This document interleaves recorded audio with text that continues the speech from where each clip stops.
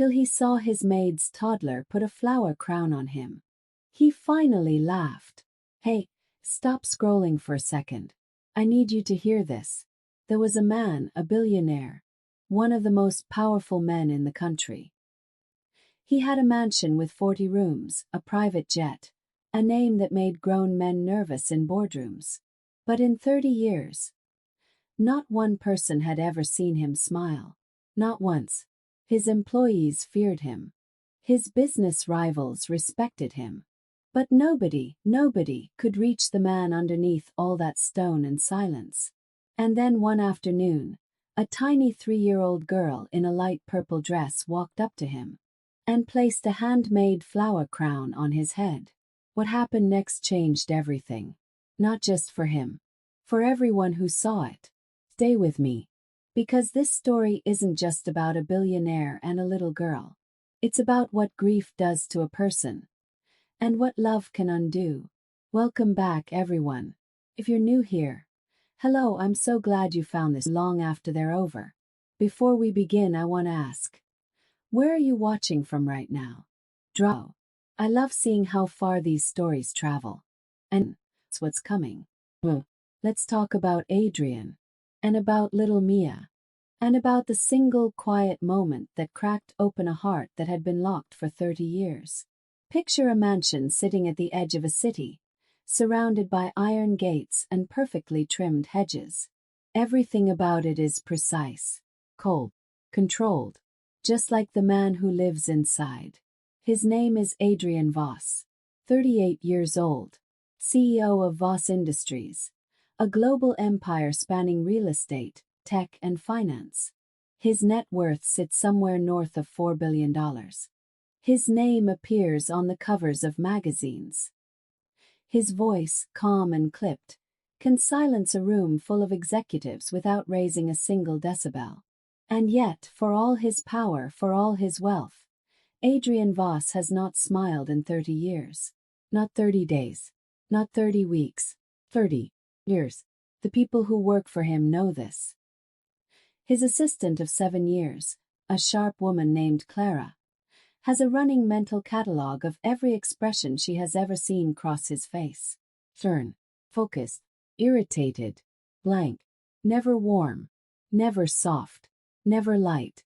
She once whispered to a colleague, "I don't think his face remembers how." Adrian is not cruel. He pays well. He is efficient. He is, by every professional measure, fair. But he moves through life the way a stone moves through water. Creating no ripple, absorbing no warmth, leaving nothing behind. His mornings begin at 5 a.m. Black coffee, no sugar, no cream. 50 minutes of exercise, alone in a private gym where no one is allowed. Cold shower, then meetings, calls, decisions, one after another, all day, until the house is quiet and he sits at his desk in the dark, working until midnight. No one knows what he thinks about in those quiet hours. No one dares ask. The mansion itself is immaculate.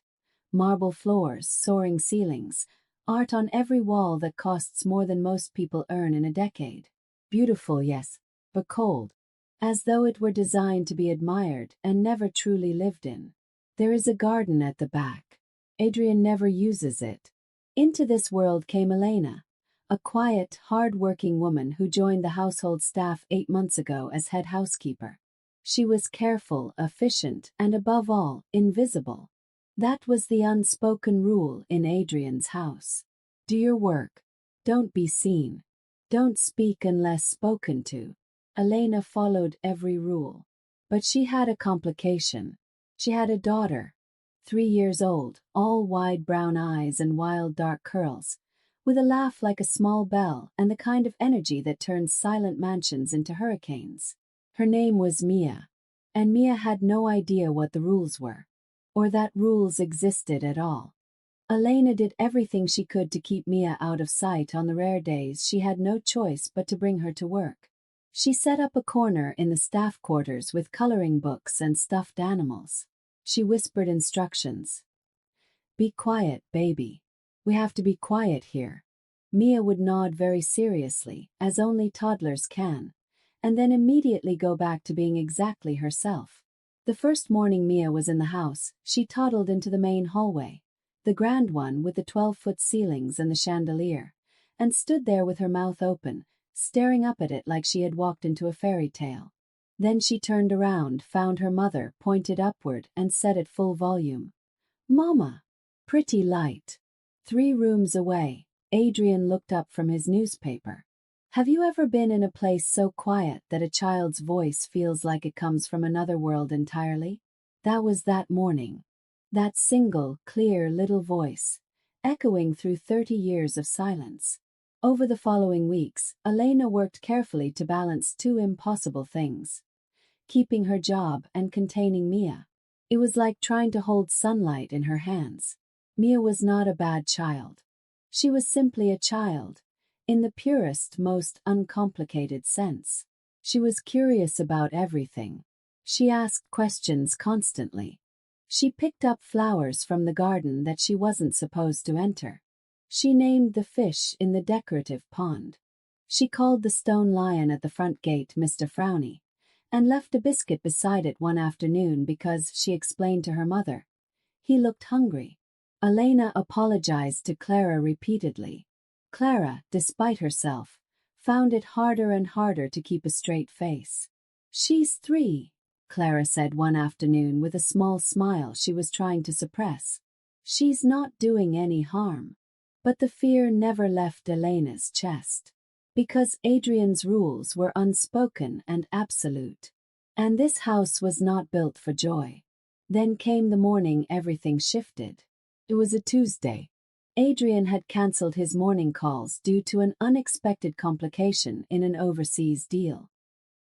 He came downstairs earlier than usual, still in his dark suit, because Adrian Voss was the kind of man who dressed for the day even when the day fell apart, and walked through the hallway toward his study.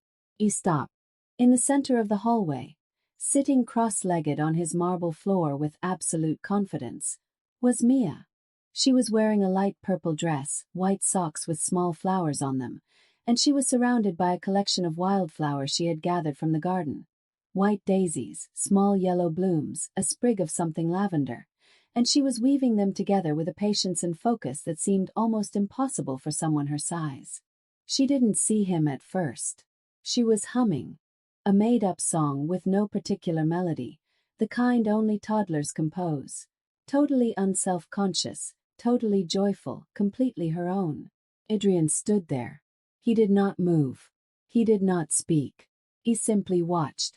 Later, he would not be able to explain why he didn't walk past her, or why he didn't call for Elena, or why, for just a moment, his chest did something he hadn't felt in a very long time, like something inside it had shifted, the way ice shifts just before a thaw. Then Mia looked up. Big brown eyes. No fear. Just pure, open, uncomplicated curiosity. "Hello," she said. Adrian blinked. "Hello," he said, and even saying that one word seemed to cost him something. "I'm making a crown," Mia announced, holding up her almost finished creation. "For a king. Or a queen. Maybe a dragon. I haven't decided." Adrian did not know what to say. He had given 1,000 speeches. He had negotiated billion-dollar deals. He had faced down hostile boards of directors without flinching. A 3-year-old with wildflowers left him completely speechless. "That's interesting," he managed. Mia tilted her head, studied him with the terrifying seriousness that toddlers reserve for very important assessments. Then she nodded once, as if she had made a decision. "You look sad," she said. And there it was. Not "you look scary." Not "you look important." Not even "you look rich." All the things adults saw when they looked at Adrian Voss. A child saw sad. What would you have done in that moment if you had been seen, truly seen, by someone who had no reason to lie to you? Adrian said nothing. He straightened, cleared his throat, and walked to his study. The door closed behind him. But he did not forget those words. Not that day. Not the next. 3 days passed. Adrian said nothing about Mia. He gave no instruction to remove her. He gave no instruction at all. And in his house, silence meant something. Clara told Elena quietly. Just be careful. Elena nodded. And she was. But Mia was Mia. On the fourth day, a Saturday, the mansion was quieter than usual. Most of the staff had the weekend off. Elena was finishing a light cleaning of the sitting room. Mia was supposed to be napping on the small cot Elena had set up in the staff room. Supposed to be. Adrian was sitting in the garden. This was unusual. Adrian never sat in the garden. But that afternoon, something had driven him outside. Not restlessness exactly. Something harder to name. Something that had been pressing against the inside of his chest since a small girl had looked at him and said, "You look sad." He sat in a stone chair near the roses, his jacket still on. His phone face down on the armrest, untouched. He was staring at nothing. He was somewhere else entirely. He didn't hear the small feet on the garden path. He didn't notice the light purple dress, or the wild dark curls, or the very focused expression of a 3-year-old who had woken up from a non-nap and gone looking for something interesting. He only became aware of Mia when he felt something, gentle as a breath, being lowered onto his head. He went absolutely still. Mia stepped back, assessed her work with great seriousness, and then looked up at him with the most satisfied expression a human face is capable of producing. "There," she said. On Adrian Voss's head sat a flower crown. Wildflowers, woven with the careful, lopsided effort of tiny hands. White daisies and yellow blooms and that small sprig of lavender, the same one she had been working on when he first saw her in the hallway. She had made it. She had finished it. And she had decided. Not for a king. Not for a queen. Not for a dragon. For the sad man in the garden. The entire world went quiet. Adrian, who had not been touched gently by anyone in longer than he could remember. Adrian, who controlled everything in his life with meticulous precision. Adrian, who had built 30 years of armor out of grief and silence and sheer, relentless will, sat there, with a flower crown on his head. And something inside him, something old and frozen and deeply, terribly tired, cracked. It started in his chest, a warmth he didn't recognize. Then it moved to his throat. Then it reached his face, and the muscles there, unused for so long, did something they had forgotten how to do. He laughed. Not a polite laugh. Not a controlled boardroom chuckle. A real laugh, full and sudden and a little broken, the way things laugh when they have been held together too tightly for too long and something finally lets them go. He pressed one hand to his eyes. His shoulders shook.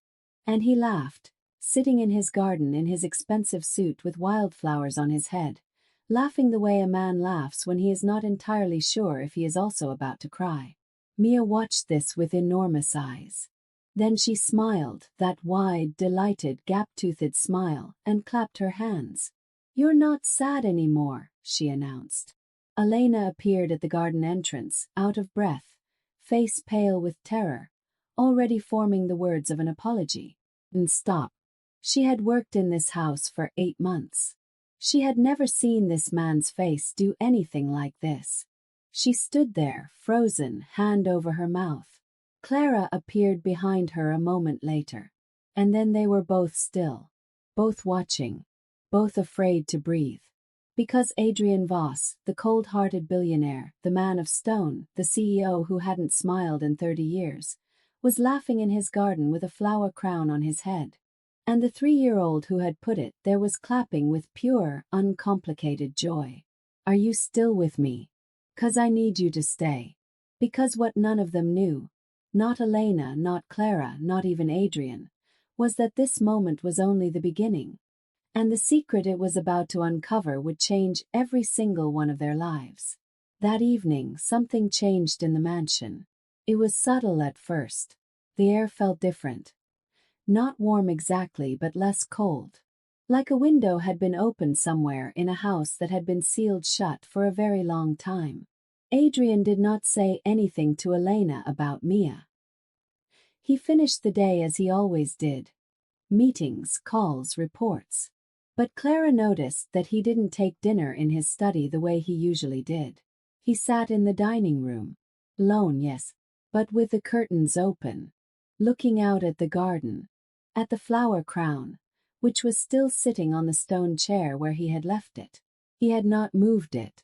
That night, Clara knocked softly on his study door and entered when he called. She had a simple question about the next week's schedule. She asked it. He answered. And then, just as she was turning to leave, he said something that stopped her. "Clara, what happened to the roses in the East Garden?" He turned back, confused. "The roses? They used to be red," he said, still looking at his papers.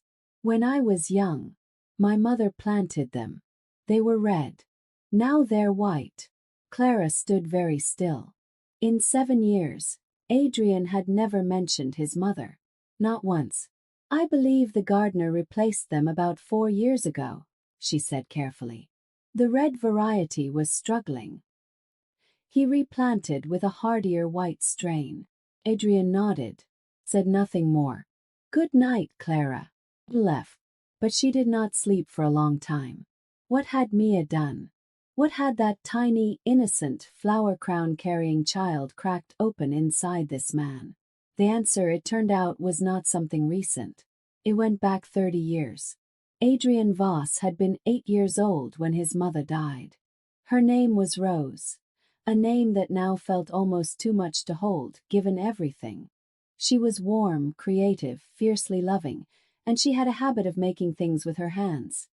Knitted scarves, painted stones, small paper flowers, and on summer evenings, crowns woven from the garden blooms that she would place on her son's head and call him her little king. She was diagnosed with a rare illness when Adrian was 7. She was gone before he turned 9. His father, a man made of the same stone Adrian would later become, did not speak of grief. He spoke of work. He sent Adrian to school. He built an empire. And he expected his son to do the same. Adrian learned. He learned so well that the lesson became the man. He locked everything in. He closed everything down. He built himself into someone so controlled, so hard, so immune to softness, that he never had to feel that loss again. The loss of the warm hands that used to put flower crowns on his head. The loss of the voice that called him her little king. And then one afternoon 30 years later, a 3-year-old in a purple dress did exactly that. She had no idea what she was doing. She just knew he looked sad. She just knew she had made a crown. She just knew, the way children know things in the simple, uncomplicated language of love, that he needed it. And something that had been sealed for 30 years came quietly, completely undone. The next morning, Adrian did something he had not done in years.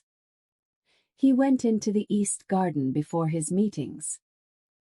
He stood for a long time in front of the white roses, and then he went inside and called a florist.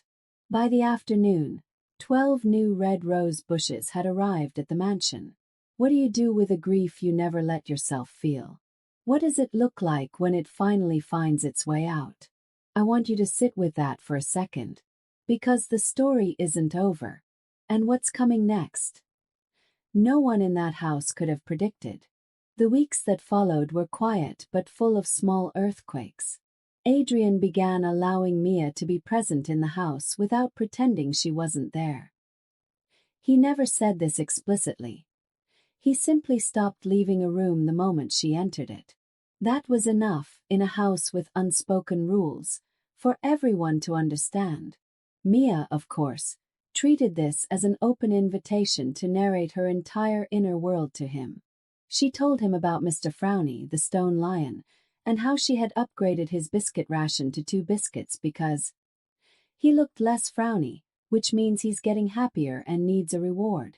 She informed Adrian that the fish in the pond were named Gerald, Blueberry, and the one who thinks he's the boss, a name she considered self-explanatory.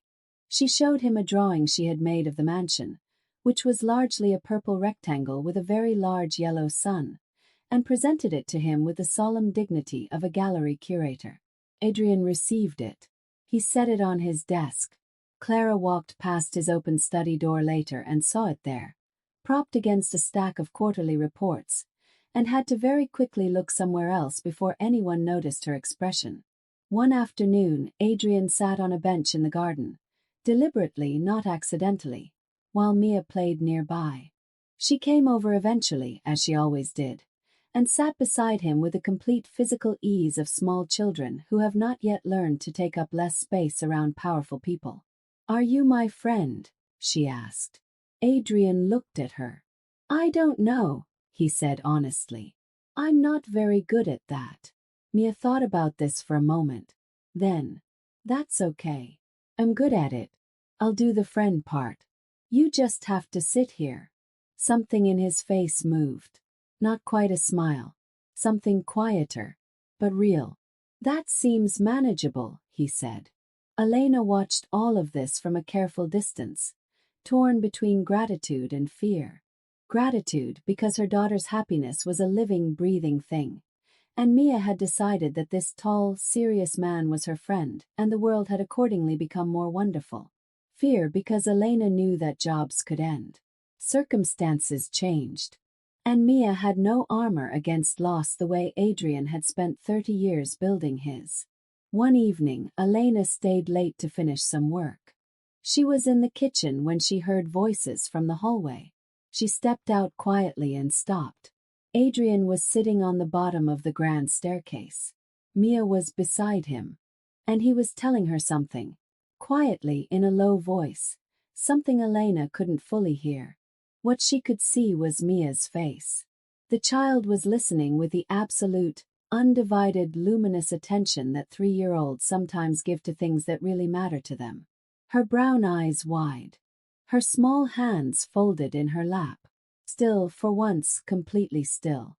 Then Mia reached over and patted Adrian's hand with her small palm. Once, twice. The way children pat adults when they want to say, "It's okay. I've got you." Elena turned and went back to the kitchen. She didn't trust herself to be seen right now. But the tear that fell onto the kitchen counter told its own story. What Elena didn't know yet, what no one knew except Adrian, was what he had said to Mia on those stairs. What secret he had spoken aloud for the first time in 30 years, to an audience of one small girl who would probably not remember it and would definitely not judge him for it. What he had said was this: "I used to have someone who made crowns like yours. She was very good at it, and I missed her for a long time. But today I don't miss her as much. Because of you." Mia had patted his hand and said, "Maybe she sent me." Adrian had looked at her for a very long time, and for the first time in 30 years he had thought, maybe. "Are you feeling this? Because I promise you the final twist is coming, and it will change the way you see this entire story." 3 months after Mia placed the flower crown on his head, Adrian Voss did something that stunned everyone who knew him. He called Elena into his study. She came in with her hands clasped in front of her, bracing herself. In her experience, being called privately into the study of a man like Adrian meant one of two things: a commendation or a termination. She had been preparing herself for the latter. Things had become too close, too warm, too complicated. People like Adrian Voss did not keep complications around. She stood across from his desk. He studied her for a moment. That long, measured look he gave everything he was about to make a decision about. Then he said, "I've been doing some research." Elena waited. "You have a daughter," he said. "Which I'm aware of. What I wasn't aware of until recently is that Mia's medical records indicate she has a congenital heart condition that will require surgery within the next 18 months. The blood left Elena's face. She hadn't told anyone at work. She hadn't told anyone at all, really. The weight of it was something she carried alone, late at night, when Mia was asleep, and Elena would sit in the quiet and do the impossible math of what she couldn't afford and what she couldn't lose. "How?" she started. "I asked Clara to look into why you took 2 days of personal leave last month," he said simply. "I was concerned. I should not have pried. I apologize for that. He paused. But I'm glad I did. Elena's hands were shaking. The surgery is expensive, he continued. The specialist you were referred to is one of the best in the country. You cannot afford her on your current salary. I know this. Mr. Voss. I will pay for it, he said. The room went absolutely silent. All of it, he said. The surgery, the recovery, the follow-up care. Whatever Mia needs. For as long as she needs it. Elena stared at him. Her throat had closed entirely. Why? She finally managed. Why would you do that? Adrian looked down at his desk. On the corner of it, still propped against the quarterly reports, was the purple rectangle drawing with the giant yellow sun. Because 8 months ago, he said quietly, your daughter walked into my garden and put a flower crown on my head. And she gave me back something I had lost so long ago that I had forgotten it was missing. He paused. I am not good at friendship. I am not good at warmth. But I know how to fix problems. And this is a problem I can fix. He looked up. His expression was that same controlled, precise, unreadable mask. Except for his eyes. In his eyes, for the first time, something was visible. Something that had been hidden behind 30 years of stone and silence. It looked exactly like grief. And right beside it, new and fragile and very much alive, it looked exactly like hope. Also, he added, with the smallest, most careful, almost smile Elena had ever seen on a human face, Mia has informed me that she will require a friend at the hospital who is good at sitting still. Apparently I qualify. Elena pressed both hands to her mouth. She nodded because she could not speak. Good, Adrian said. He looked back at his papers. That will be all, Elena. She was almost at the door when he said her name once more. He turned. She said something to me once, he said, still looking at his desk. Your daughter. She said maybe she sent me. He was quiet for a moment. I want you to know, I think she might have been right. Elena closed the door behind her. And in the hallway of the cold marble mansion, she slid down the wall and wept with a kind of relief that only comes when something you have been carrying alone, in the dark, for a very long time, is finally gently taken from your hands. In the garden, the red roses were blooming. And on his desk, Adrian Voss left the drawing there. Right where it was. Right where it belonged. Sometimes grief doesn't go away. Sometimes it just waits, quietly, patiently, for the one person brave enough to look at you and say, you look sad. Adrian spent 30 years building walls so high that even he forgot what he had locked inside them. It took a 3-year-old girl, a handful of wildflowers, and one simple act of love to unlock a door that no amount of power or money ever could. We think strength means not feeling. We think armor means survival. But sometimes the bravest thing we can do is sit very still and let someone put a crown on our head. Here is the question I want to leave with you today. Is there someone in your life, maybe someone you've overlooked, maybe someone quiet, someone small, who has been trying to reach you, who has been offering you something simple and real? And have you been too locked in your own silence to let them in? Think about that. Because sometimes the person who heals you isn't the one you expected.